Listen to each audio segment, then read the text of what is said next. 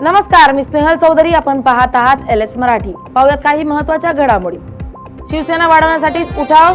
महाराष्ट्रात पक्ष अधिक मजबूत करू. 40 वरून 60 आमदार निवडून आणले. शिवसेना वाढवली. पत्रकार परिषदेत शिंदेंचं वक्तव्य. ऑपरेशन टायगरवर विनायक राऊतांचा घणाघात.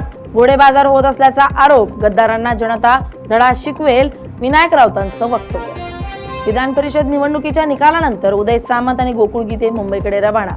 गोकुळ गीते शिंदेंच्या शिवसेनेमध्ये प्रवेश करणार, सूत्रांची माहिती. अमरावतीत राखेच्या दरवाढी विरोधात रतन इंडिया प्रकल्पावर अंत्यविधी आंदोलन. वाहतूकदारांचा संताप शिगेला. 1 रुपयांची राख 150 रुपयांत विक्रीचा आरोप. रतन इंडिया व्यवस्थापनाविरोधात आंदोलन. बीडच्या आंबेजोगाईत ठाकरे गट आक्रमक. गद्दारी करणाऱ्या 3 खासदारांच्या पुतळ्याचं दहन. पोस्टरला शेण फासून तीव्र घोषणाबाजी. चपला मारून व्यक्त केला निषेध. लखनौमध्ये कोचिंग सेंटरच्या इमारतीला भीषण आग. आगीत 14 जणांचा मृत्यू. आगीमुळे विद्यार्थ्यांनी मारल्या पहिल्या मजल्यावरून उड्या. छत्रपती संभाजीनगरमध्ये ऊसाचं बिल वेळेत न मिळाल्यानं शेतकरी आक्रमक.